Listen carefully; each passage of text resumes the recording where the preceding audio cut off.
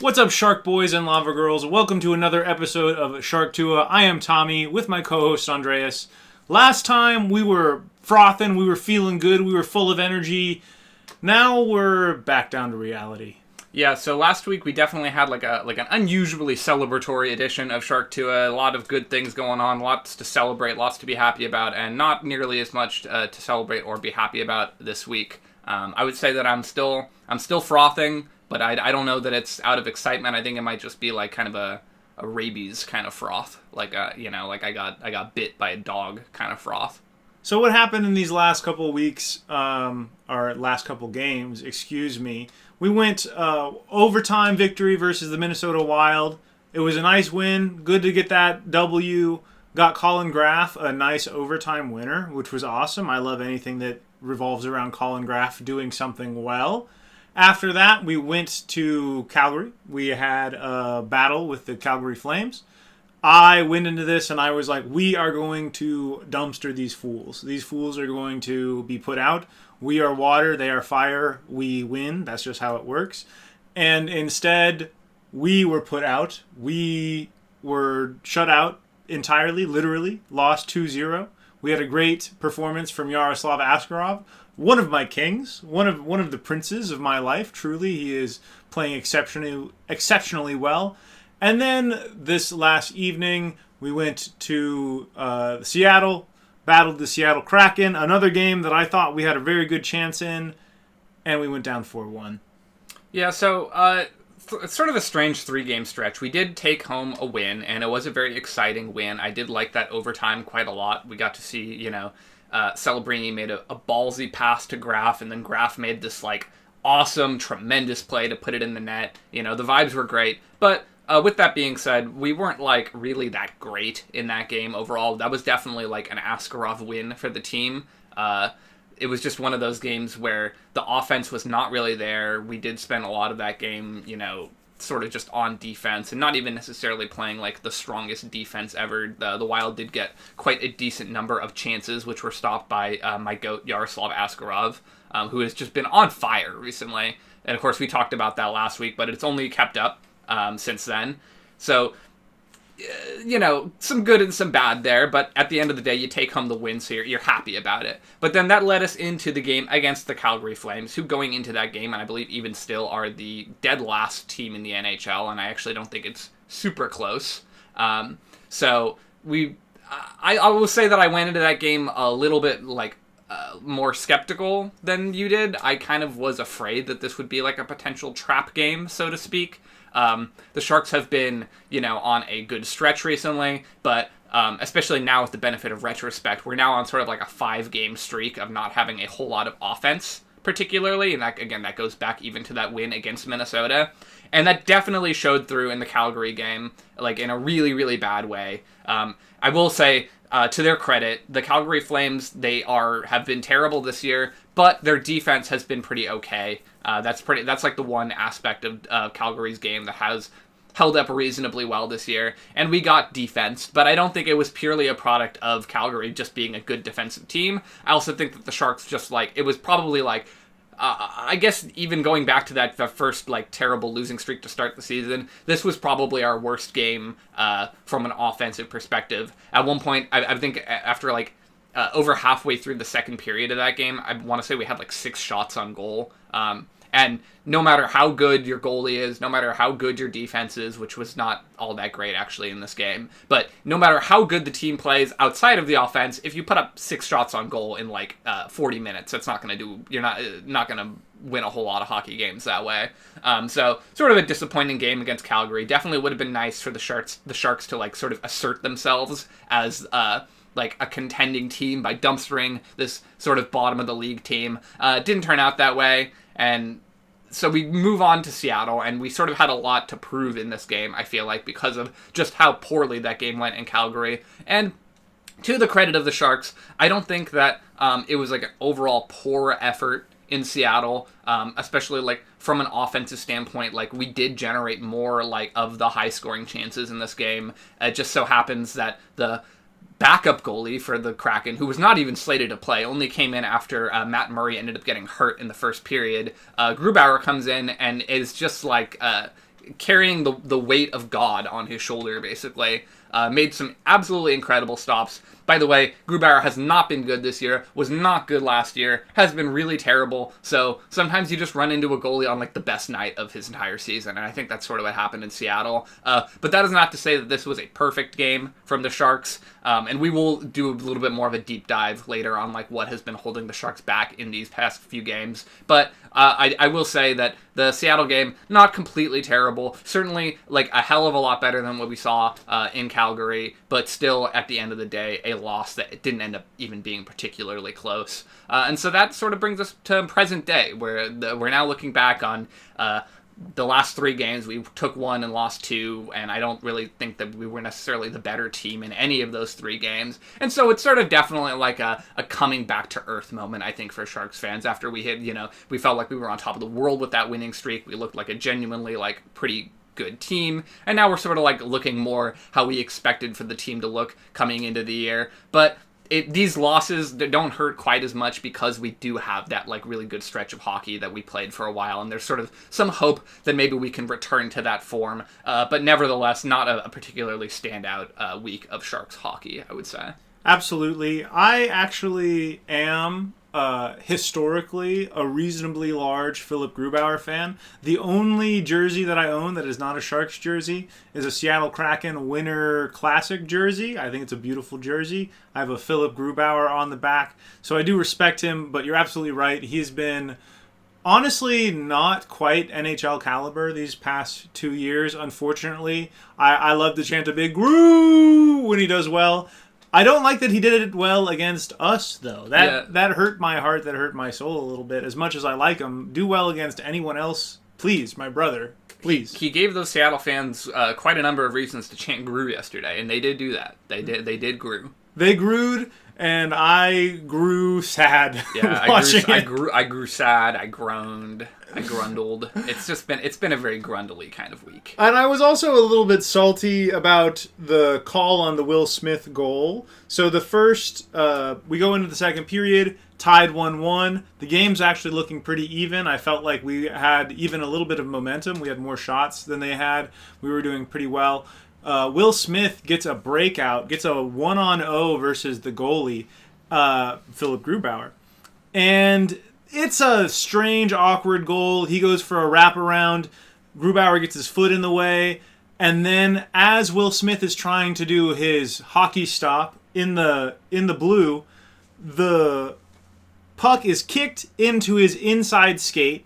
As he is stopping, it bounces off of his inside skate into the net. He knocks the net off at the same time. And it's a crazy play. I don't envy the referees for having to analyze this play, but there were probably like 3 outcomes that I think were reasonable for this play. Number 1 is it's a good goal. That was what I felt. I felt it was a good goal. Number 2 was that you stop it for goaltender interference. Will Smith did come into contact with Grubauer in the crease. I would argue that Grubauer was able to play the puck and it wasn't the result of his contact that the puck went in, but I think that's a reasonable argument. Option 3, you call it back because he knocked the goal off as the puck went in. I wouldn't have loved that call, but I would have understood it as the goal was knocked off. Maybe right after, maybe right before the puck went in the net. But for some reason, they called it back due to a distinct kicking motion, which absolutely did not. There was no kicking motion. His skates were on the ice, dug into the ice. He was mid-hockey stop. And they call it back, and immediately after this, within 2 minutes, Seattle Kraken comes back, scores, I think it was Jaden Schwartz, scores 1. They score a second within 38 seconds. And from that point, you could feel, at least I could feel, the energy was out. The game it felt like it was lost at that moment. Yeah, and they cut at one point to the Sharks bench and showed the players, and they all sort of had the same vibe that we felt, which was just they all looked dead inside. It was unfortunate. I agree with you on the Will Smith play. I believe it was a goal. I believe that if you're going to call back that goal, it should be for one of the several other reasons. I do think that the goaltender interference call was like not really there, just because it needs to be like, I think that contact between Will Smith and Philip Grubauer was pretty like decidedly incidental contact. It was not the kind of contact that normally would result in a goal getting taken off the board. And I also don't really think that you could call it off for the net. I agree that would, but either of those calls would have been more reasonable than what they ended up going with. But the puck was already in the back of the net before the net even like came off its mooring at all. So I really don't see any way that this is not a legitimate goal. And as you mentioned, there was no kicking motion. Normally the NHL has like pretty stringent regulations about calling back a goal for something coming off someone's skate, because it's not illegal to position your skate in such a way that, like, if the puck does happen to come into contact with your skate, that it would be angled toward the net. That is not illegal. In fact, that is, like, very decidedly a hockey play that is allowed. And it was even how the first Seattle goal was scored in this game. It was a puck off of the skate that ended up going into the net, and Warsawski did not challenge. No one had any problem with it. I think that if this had been a more standard play, like if the net hadn't come off its mooring at all, then it might not have even been challenged in the first place. So I thought that was very curious. That was sort of a situation where I couldn't understand, and the announcers were very confused too. Randy Hahn didn't really know what they were reviewing. We all sort of thought, oh, okay, they're going to review whether or not the puck went in the net before it came off of its mooring, and it clearly did not, so it should be a good goal. And then the refs get on the mic, and they were actually reviewing something completely different that anyone was even considering. And I will note that even the Kraken announcers were like, what? Like, when the goal got called back, the Kraken announcers were, like, beside themselves. They were like, there's no way. So that's never a good sign. When the hometown announcers are like, yeah, that's a good goal, I would say that most 9 times out of 10, that goal is not getting called back. So sort of an upsetting outcome, but in the end, you can say that it changed the momentum of the game. You can say all sorts of things, but the reality is that the Sharks, even if they were awarded that goal, would have still lost the game, assuming that didn't completely dramatically change the momentum of the game, which I think is fair to say that it might have, but I also think you need to acknowledge that, like, the Sharks had lots of time after that to make a comeback or to do anything, really, and they sort of didn't. But just a sort of an upsetting sequence on an otherwise, like, pretty okay hockey game. I would say all in all, from, like, both sides, it was at the very least like a reasonably well played and okay to watch hockey game. I certainly wasn't watching this game feeling any of the sorts of feelings that I was watching the Calgary Flames game. That Flames game was probably the first time this season where I've been watching a Sharks game and sort of just in my mind been like, man, I could be watching like an episode of Always Sunny or something right now. I was at jiu-jitsu. I was training jiu-jitsu, and I took a nice knee to the skull. I got my eyebrow split open, and I'm probably going to have a nice eyebrow scar. And I think I probably had a better night than any Shark fan watching that game. I would be inclined to agree with you. I would take the scar. It's going to look cool. I have full confidence it's going to end up looking cool. You'll love to get a well-positioned scar. That's the dream. But overall, not a great week for Sharks hockey. So I think that kind of leads us into our one and only real segment, really, this week. It's been sort of like a tale of 3 different compartments for the Sharks this week. We've had good, not even good, great goaltending. Actually league-leading goaltending. Especially, like, if we extend the window a little bit to, like, the past, like, 5-6 games, like, we have seen some truly elite goaltending in net for the Sharks. And that has been really our key to winning a lot of these games where we were, like, maybe not the best offensive team, and certainly we're not usually the better of the defensive teams on the ice, but if you have a good enough goalie in net, you can still sort of steal some of those games. We talked about that heading into the season, where if Askarov could, like, be good or even just okay, that puts us in a position to win more games than we won last year. And if he could actually end up being very good, then that puts us in a position to actually steal a pretty good number of games. And we have seen that. So that's sort of the really good aspect that we've seen. But we've also seen some not so good stuff. I think that the next thing to discuss would be the Sharks offense, which has been pretty muted over the past 4 or 5 games. I believe over the past 5 games, the Sharks have scored 8 goals, and one of them was an empty net goal, so it's really more like 7 goals in the last 5 games. And obviously, that is not a very good rate. It's not going to win you a whole lot of games if you're playing like that over a long period of time. And then finally, the worst part of the Sharks' performance that we've seen over the past several games has been the defense, and it hasn't been truly, truly dreadful like every single night or anything like that, but it has been by far the most inconsistent part of the team, and that's saying something given, again, our offense has not been very effective. So we're going to break this down into 3 segments: the good, the bad, and the ugly. So we'll go ahead and start with the good because it's the most fun to talk about.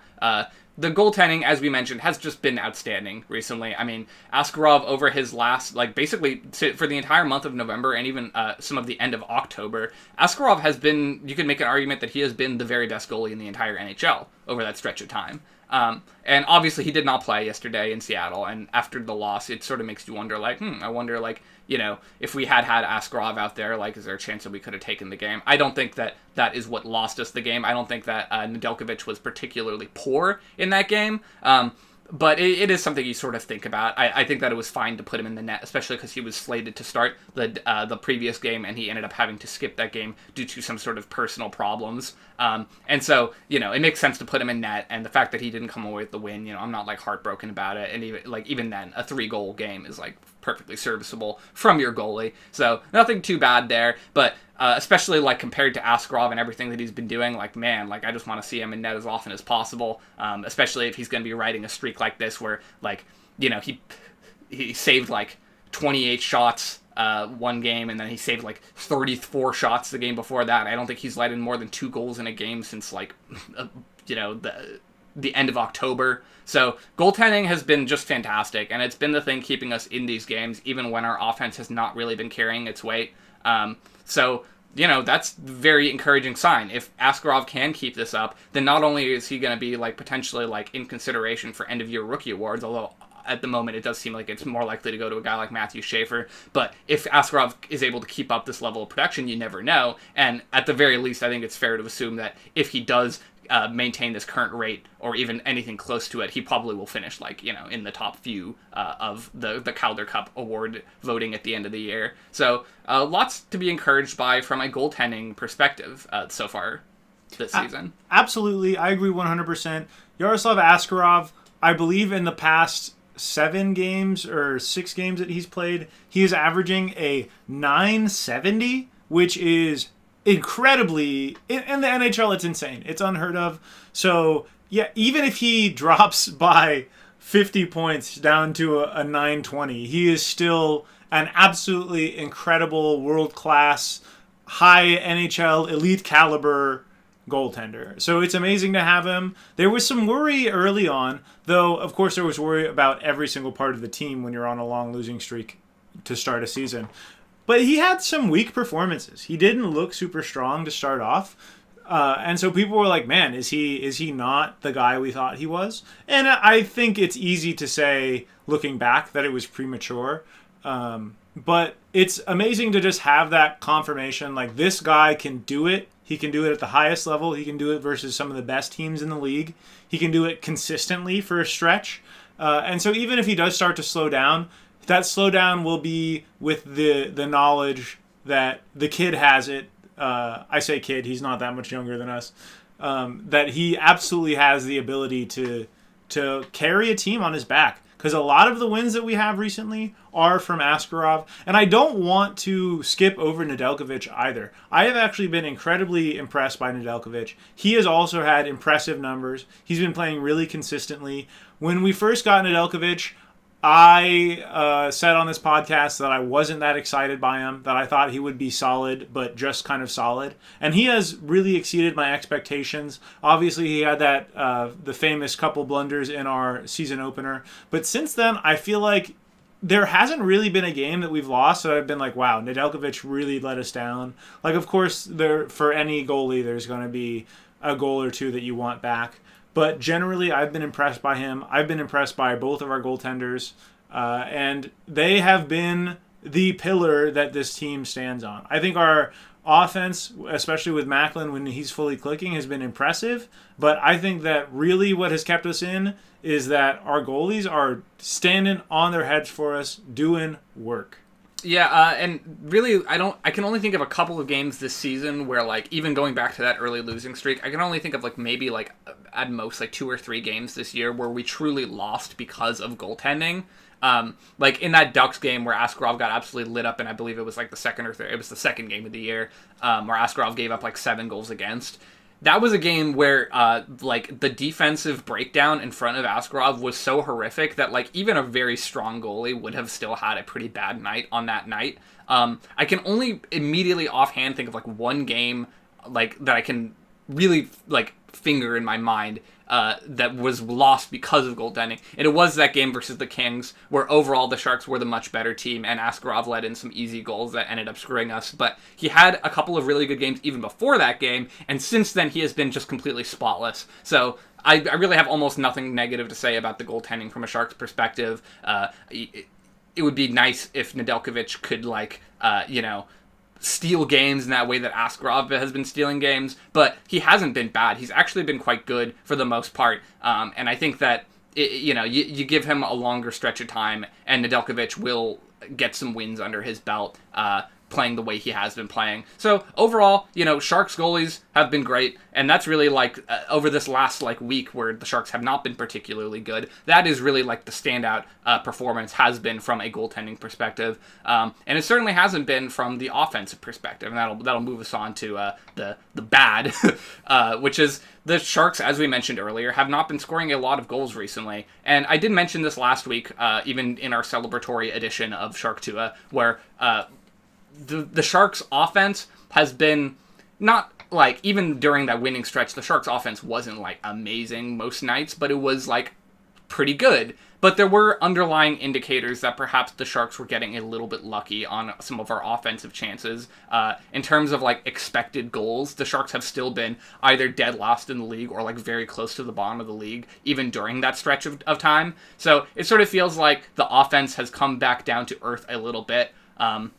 Recently, it feels like, aside from, I guess, that Will Smith goal that ended up being called back, pretty much every goal that has been scored by the Sharks recently has either been scored by Macklin Celebrini or has been assisted by Macklin Celebrini. And although that is great, and I love to see Celebrini succeeding, we're sort of ending up back in a position similar to like portions of last year, where the offense goes as Macklin Celebrini goes, and you're putting like sort of an incredible amount of pressure on him to score because no one else is really scoring. And that is something that I was hoping to see the Sharks sort of break out of following our big win streak, our big point streak, was that I was hoping that, the offense would sort of start clicking and we wouldn't need Macklin Celebrini to be like Superman every single night to have a chance to win any given game. But certainly for the past few games this week, that has been sort of what we have seen. And Celebrini has been, I'd say, okay in the games this week. He had a pretty solid game yesterday where he did get that assist. He was bad against Calgary, but the entire Sharks offense was completely anemic against Calgary. So you sort of like...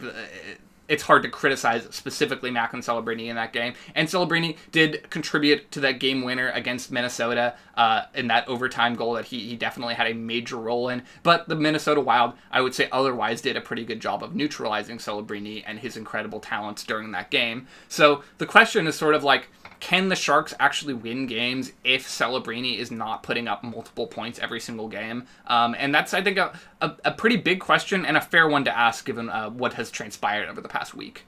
Yeah, we've definitely seen a slowing down of some of those other elements that were doing really well. The entire offense is going through Macklin, as you said. I believe he contributed to both goals against the Wild. Am I wrong? I believe that is correct, yes. And he also contributed to our only goal versus the Kraken. So literally all of the offense in the last 3 games has gone through Macklin Celebrini, which he's great. I'd kiss his feet. I'll say it again. He's got a shower after the game, but I'll kiss his feet.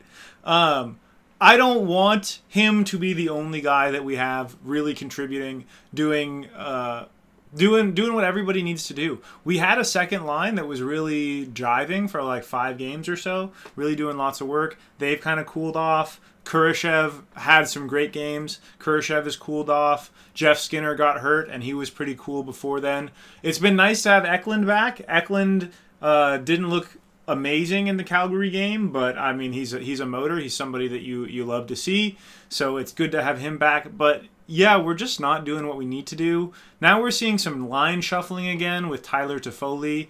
And you told me that he's actually been playing injured. You want to tell him a little bit about that? Yeah, so Toffoli has been banged up, and we don't really know the exact details about it. The only way that we even know it, really, other than watching his on-ice performance, which has been obviously like held back by something, whether it's an injury or something else. But Warsawski did come out about a week ago, I believe it was on November 10th. He said that Toffoli has been playing hurt and is trying to play through it. And it's noticeable. It's definitely very noticeable. Toffoli has not been keeping up with the first line, and although he's like not the fastest skater and stuff like that, I would say that for the beginning part of the year, Toffoli was like maybe not like keeping up with Celebrini and Smith, so to speak, but he was, you know, a serviceable element of that line. At the very least, I don't think he was like holding them back aggressively.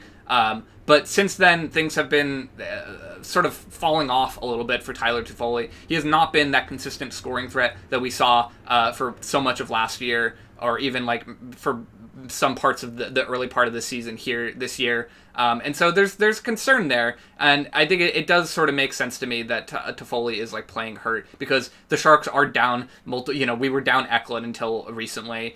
We still don't have Michael Misa back. The Sharks are not playing like their most ideal roster, and so as a guy like Tyler Toffoli, who is not the captain in name but is effectively like basically the main captain of this team this year, you could see where he's like, oh, like, you know, maybe like I could sit a couple of games out and try to get healthy, but like the team needs me, so I have to play through these games. But I think that if that is the mindset and what Tyler Toffoli has been deciding to do over this past week, it has not been working out. And I do think that at this point, unless he is like suddenly healthy now, it kind of makes me feel like perhaps Tyler Toffoli should get a brief stint on the IL, and then we can call up like Ethan Cardwell or something. And obviously I would, if you had the option to pick between the two players at full health, I would pick Tyler Toffoli over Ethan Cardwell, at least for this year. But Toffoli has not been putting up that kind of production. He has been pretty clearly hampered, to the point where Warsawski moved him late in the one of the games recently into the third line and replaced him with Colin Graff, who ended up scoring that overtime goal against Minnesota in that same game. And so it sort of makes you wonder, like, what is Tyler Toffoli's like role on this team right now if he's not going to be that first line guy. And I thought that yesterday versus the Kraken, his line, he was on the third line with like Ty Dellandrea. I thought they looked okay. I didn't think that Toffoli was like holding us back really, really aggressively in that game, although he still clearly is not at 100%.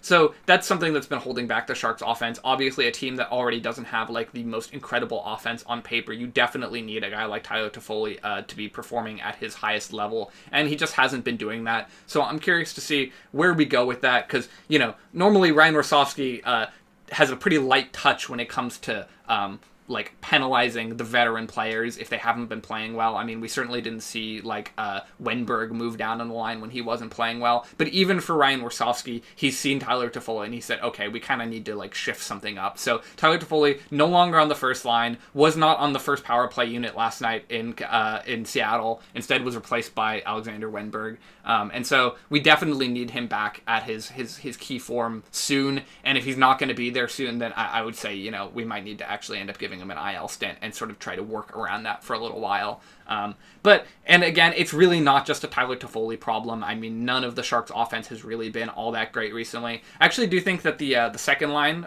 featuring Eklund and Wenberg, has actually been pretty good in the last few games, although I don't know that they've actually like popped up on the scoreboard in any of these games. I think that their pace has been pretty good. I've liked what I've seen from Eklund since he came back from injury, which is good, because you never know exactly what you're going to see from a player who's coming back from a sort of like semi-prolonged injury. So I'm glad to see that Eklund is back. I'm glad to see that Wenberg is still sort of playing all right. But overall, not a whole lot of good going on in the Sharks' offense. Yeah, I agree wholeheartedly. I don't really know that there's too much more to say here. I think that we're cooling down a little bit. I think that we're starting to get into the point of the season where the grind begins. You know, you're in the first 10 games or so, and it all feels new. You're excited that hockey's back. As a team, especially when you're on a losing streak, you know, it's exciting to keep going, to try to win, to really be fighting for your all. And then we had a great winning streak, and we were excited there, and that really pumps you up. But, you know, we're in a condensed season. You know, we have the Olympics this year, so all of the games are moved into a shorter period of time.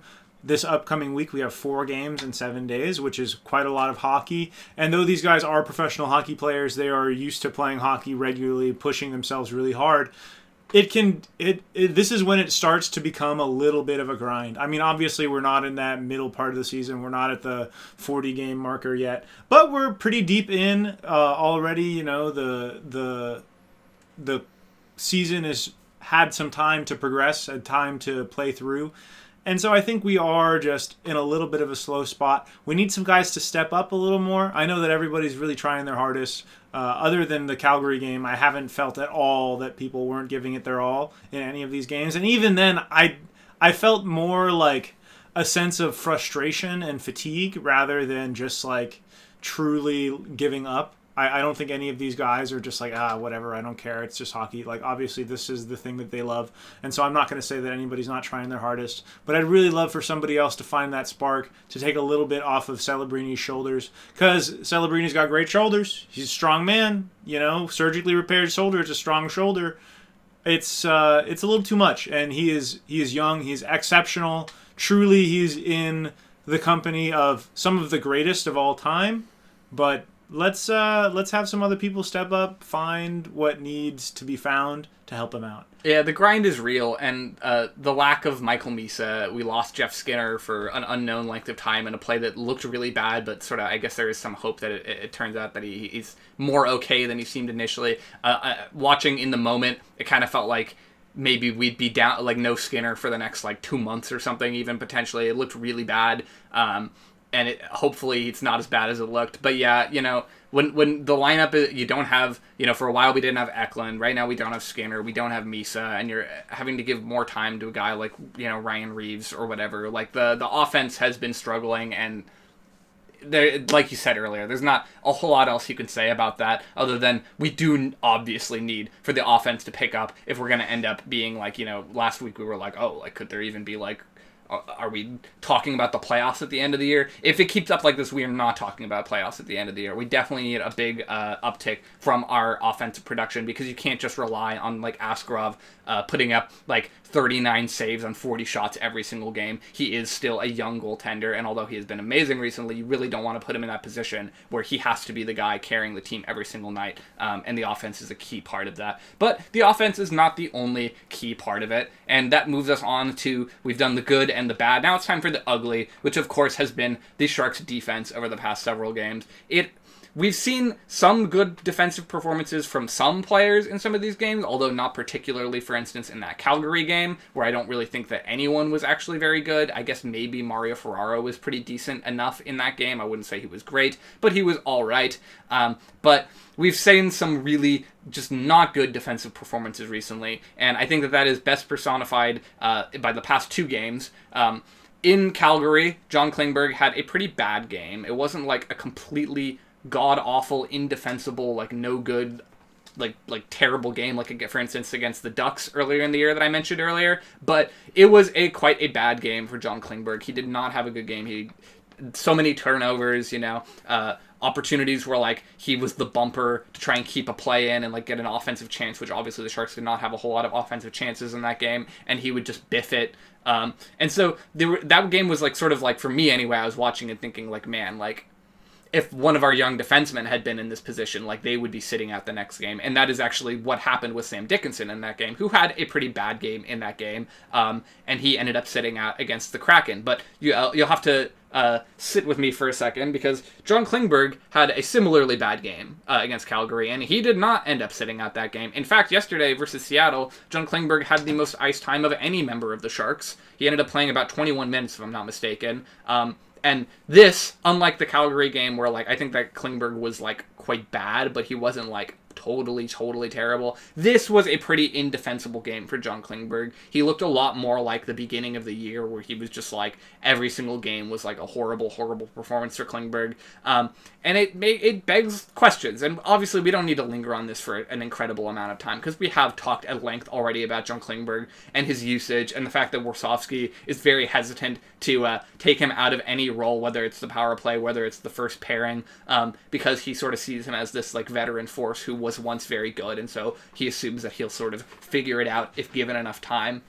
And I think games like yesterday against Seattle sort of give you like a very valid reason to question whether or not that is actually true. Like, is this big comeback gonna happen for John Klingberg? Is he gonna eventually like start playing so well that he rehabs his value and actually becomes like a desirable piece for someone to potentially trade for at the trade deadline? I really, really don't think so at this point. And I'm starting to wonder, like, the game before against Calgary, Mukabadulin was sitting that game out, and John Klingberg was in, and he sort of, like, stunk up the place a little bit. And then this game, Sam Dickinson was sitting, and not only was John Klingberg in the lineup, but we also saw Nick Leddy back in the lineup. And so when these guys are coming in and they're just not playing well, like, they're really given every opportunity to be that sort of veteran defenseman on the ice that leads the team to victory, and they're actually doing the opposite and, like, hurting the team quite consistently, it hurts a bit, because you can point out that, yeah, obviously Sam Dickinson had a bad game, and so I'm not going to say that it's completely, like, wrong necessarily to sit him out for a game after that, but I do think that, and we have mentioned this before, and other Sharks fans, other Sharks pundits, pretty much everyone has pointed out that, like, if Sam Dickinson has a bad game, he sits. But if John Klingberg has a bad game, he's on the first pairing the next night. He's playing 20 minutes that night. And so it is a continual source of frustration, and I'm not even really getting into the power play, where John Klingberg was, again, pretty bad yesterday. The Sharks did finally get a power play goal in that game. I believe we had one against the Minnesota Wild as well. Klingberg was not involved in either of those goals, despite being on the first power play unit. And so it just makes you wonder, like, when there's going to be sort of a sense of experimentation when it comes to John Klingberg. Like, okay, maybe he's not succeeding in this role. Let's try him in a different role, give him a shot at the power play too, maybe put him on like a third pairing sort of usage and see how that goes. Right now, we're not seeing anything like that. It does seem very much like Ryan Lashovsky is still very attached to Klingberg's usage, and I'm afraid that it will be a similar story with Nick Leddy, who obviously was not quite as terrible yesterday as John Klingberg, but was still really bad. He did play into 2 out of the 3 Kraken goals in that game, or 2 out of the 3 non-empty net Kraken goals in that game anyway. Oh, man, he had a nasty screen on Nedeljkovic. He did. He was a perfect screen, dude. If you were trying to screen a goalie, you could not have done it better than he did on that play. It was a beautiful screen. If it hadn't been against the Sharks, I would have been like, wow, incredible job, Nick Leddy. Sadly, it was against our own goaltender, so it's not quite as good. And then, regarding John Klingberg, on that first goal of the game, he just completely ate shit, basically. Like, Jaden Schwartz, like, skated around him, and he tried to keep up, and he just, like, tumbled hard. And it created a 2-on-1 opportunity, and that ended up being why the Kraken scored that goal. And it actually, that same goal was affected by Nick Leddy as well, who made a bad change at that moment, and then it created that opportunity where, like, John Klingberg was the only line of defense against the goal, and obviously, you don't want John Klingberg to be the only line of defense against any goal, ever. So, just not a whole lot of good defense, not very structurally sound defense coming from the Sharks recently. I think that Mukabadulin was good yesterday. He has been pretty much rock solid every time that he does play, which is a little upsetting because there are many games in which he is not playing. I thought that Mario Ferraro was pretty solid last night. And that's about as much positive as I can sadly say about the Sharks' defense over the past several games, which just has not been very good. And if you don't have, let's say, Askarov has an off game, or, it's not Askarov in the net, and it's Nedeljkovic like we saw yesterday, you're going to need either the defense to go really hard and try to win some of these games, or you're going to need the offense, and we just haven't really seen much of either one over this past week. And so I think that sort of is like where we're at the moment. Yeah, I agree. I think the real ugly part of the defense, which we've talked about before, but might as well talk about it again, is just kind of in the construction. We have 8 defensemen. It feels like 3 of them are not quite to the level that you want your NHL defensemen to be, or at least inconsistent. I am going to say this whole season. You're going to get tired of hearing me say it. I would rather see young players play poorly because they're learning than old players play poorly because they're old. They went to the beach that makes you old. They need to go to the beach that makes you young. And that's where Sam Dickinson is right now. That's where Mukabadulin is right now. I want to see them every night. I don't care if they play poorly. I mean, I don't like the idea with a young player of punishing them by having them sit out. I think that is obviously I'm not an NHL coach, so I'm not going to say that I know necessarily better than them. But I bet you Sam Dickinson would tell you that that was a bad game, and he would tell you many areas that he needs to improve in order to make that not happen. And I bet you he's chomping at the bit to get back into it. And I don't really, I don't think that he's just going to be like, whatever. Like, oh man, you cut me from the next game. Now I understand. I bet you he was just as hard on himself, if not harder, than the coaches were. So I don't really see the value in having this young guy sit out, who's going to be one of the futures of the franchise. That's Sam Jose right there. What do you call Nick Leddy? That's a fun portmanteau of San Jose. You don't. You call him Leadfoot. You call him Nick more like sucks. Like, I'm just I'm just tired, man. I don't want to see these old guys on the line. Give me Mook. Mook has been awesome. He's big, he's strong, he's fast, he plays well. Sure, they make misplays out of inexperience, but those are the guys I want to see. Those are the guys I want to pay to see play hockey. Nick Leddy, he's a Stanley Cup champ. He won with the Blackhawks in 2013, dog. That was before Obama left office. Like, I'm tired. Like, I don't need this shit anymore. I feel like that maybe I didn't even realize that I had so much negativity brewing up in this segment, but fuck off. Like, I don't want to see them. Like, show me the good guys. Show me the young guys. This is a young team. Let's be a young team. We don't need these old guys. They're not making the team better. Yeah, it's annoying because you'd love for a guy like Sam Dickinson, who obviously he's shown this year that he is capable of being a fairly competent defensive defenseman. But the reason he was drafted by the Sharks was for his ability to sort of change a game from an offensive standpoint, for him to be able to get involved with a big rush, to see an opportunity where it's an odd man rush and he can come in there and be that guy who's either backing up the play or even the guy who's scoring the goal in that situation. And so you want for Sam Dickinson to feel like he can be aggressive. You want him to think, okay, this is an opportunity for me to get involved with this play and to really impact this game, and to not have to necessarily play it super safe.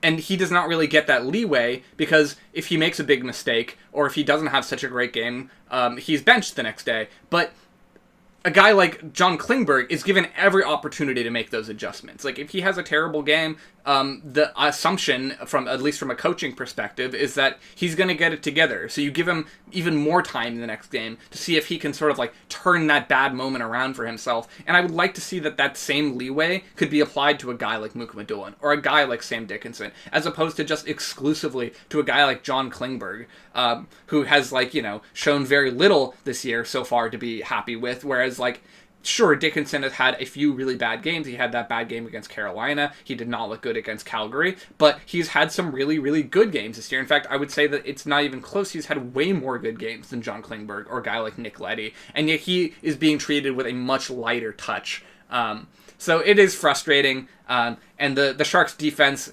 these guys aside, whether it's an issue of Klingberg or Leddy, or whether Mukmadulin or Dickinson is playing, the reality is that no matter how you look at it, the Sharks defense just has not been very good recently. It's been a big problem, and I don't really see it getting better. And then the other thing is, regarding the Sharks defense that we haven't really touched yet on in this particular episode, is that, like we said last week, the Sharks have too many defensemen and they need one of them gone. And that problem has still not, as of the time that we were recording this, still has not been solved in any meaningful way. I thought that realistically we'd probably see a deal happen by now, where I don't think that we're necessarily going to waive someone, although if you were going to waive someone, it would probably be Vincent Iorio. Has he played? No, he's actually on a conditioning loan to the Barracuda, which, for when you hear something like that, it kind of makes it sound like he's hurt or something. He's not injured. He is still technically, and the way conditioning loans work in the NHL, he is still a member of the Sharks roster as of right now, and so he is still counting against that roster cap situation,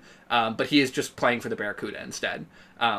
So we don't have any progress yet on that. I was kind of hoping to see either maybe Liljegren or Ferraro traded by this point, and we still have not seen any movement there. And then besides that, obviously the Sharks defense has just not been very good. So all around, pretty much everything that there is relating to the Sharks defense has just not been great. Yeah, it hasn't felt very good. It sucks to kind of leave the episode on such a negative note, but I don't know what more there is to say. You know, it's been a hard little stretch of hockey here. I do think that just like we unexpectedly heated up before, we could unexpectedly heat up again. I think we have all the pieces. Now that we have Eklund back, that's awesome. Like you said, Eklund looked pretty solid despite us not doing great. Macklin is still Macklin, even though he hasn't been absolutely, getting 5 points a game. He is still the entirety of our offense, and he has still gotten 3 points in the last 3 games. So he's still doing incredibly near the top of the league in points. It's been awesome. A couple things before we go.